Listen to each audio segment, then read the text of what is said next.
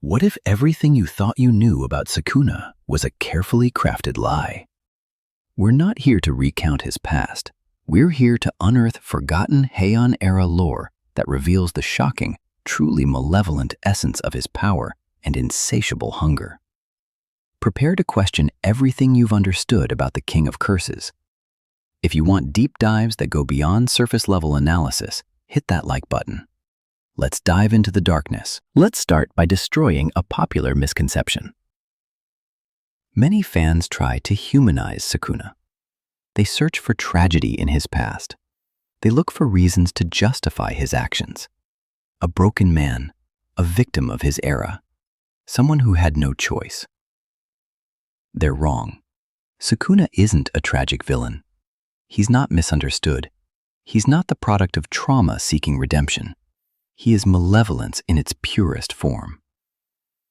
Look at how he interacts with Yuji, with Megumi, with everyone he encounters. There's no hesitation, no conflict, no hidden depth, just hunger.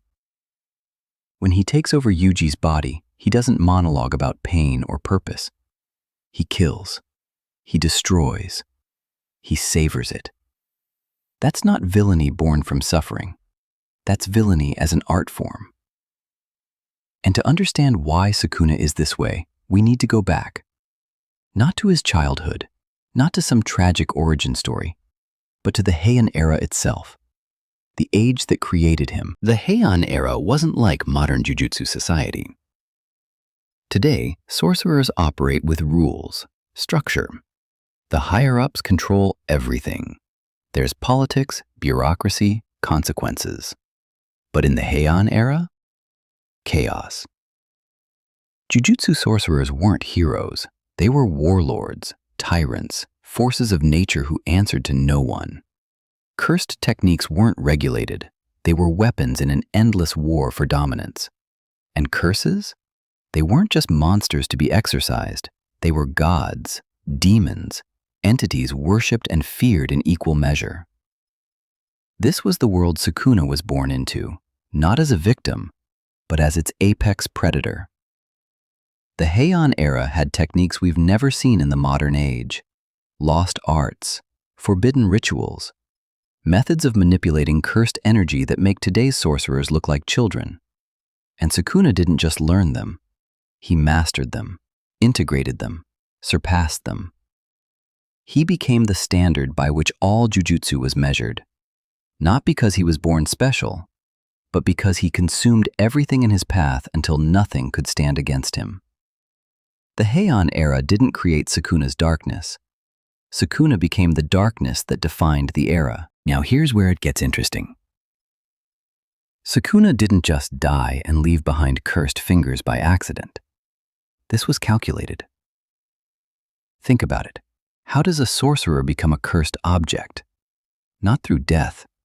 Death is the end for normal sorcerers. But Sukuna found a way to transcend it. Ancient texts from the Heian Era mention rituals, pacts with cursed entities, methods of preserving consciousness beyond physical death. Sukuna didn't just perform one of these rituals, he perfected it. His 20 fingers aren't remnants, they're extensions of his will, pieces of his consciousness scattered across time itself. Each finger is a seed, waiting, patient. And when Yuji consumed that first finger, he didn't just awaken a dormant curse. He invited Sukuna back into the world, exactly as planned. Because here's the truth most people miss. Sukuna has been conscious this entire time. For 1,000 years he's been watching, waiting, learning about the modern world through every interaction his fingers have had. He didn't just survive death, he weaponized it. And every finger consumed brings him closer to the form he's been planning to reclaim. So what does Sukuna actually want? Power? He already has it. Immortality? He achieved that centuries ago. No, Sukuna's hunger is something deeper, something more terrifying. Watch how he interacts with those he consumes. It's not about gaining their strength. It's about erasing them. When Sukuna kills, he doesn't just end lives. He negates existence. He takes everything someone is, their potential, their future, their very meaning, and reduces it to nothing. This isn't the hunger of a predator seeking sustenance. This is the hunger of a void. Heian Era mythology speaks of entities called Ma, beings of pure negation, not evil in the moral sense, but evil as a fundamental force, creatures that existed to consume light, hope, meaning itself. Sukuna is the embodiment of Ma. He doesn't want to rule the world. He wants to devour it, not physically, not even spiritually, conceptually. He wants to be the only thing that exists, the only meaning, the only truth, and everything else erased. Now, here's what the Heian Era texts actually say about Sukuna. There are prophecies, accounts written by sorcerers who encountered him and somehow survived. They don't call him the King of Curses as a title of respect. They call him that as a warning. One text translates roughly to, "When the king returns, he will not seek to conquer. He will seek to complete what was interrupted." What was interrupted? His ultimate technique. In the Heian Era, Sukuna was working on something, a jujutsu ritual so massive, so catastrophic, that it would have rewritten the fundamental nature of cursed energy itself. He was stopped, sealed, divided into 20 pieces. But he was never defeated.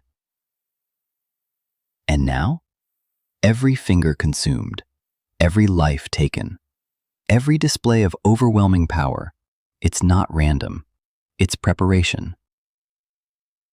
Sukuna is rebuilding, not just his body, but his ritual, the one that was interrupted 1,000 years ago. And if he completes it, the modern jujutsu world won't just fall. It will be unmade. Sukuna isn't a villain you can defeat with power. He's a force you can only delay. The Heian Era created the conditions for his emergence, but Sukuna transcended his era. He became timeless. Every theory that tries to humanize him misses the point. Sukuna doesn't need a tragic backstory because he's not human. He never was. He's hunger given form, negation given consciousness, the void that exists to consume all meaning. The King of Curses doesn't want your sympathy. He wants your erasure, and he's been planning it for 1,000 years.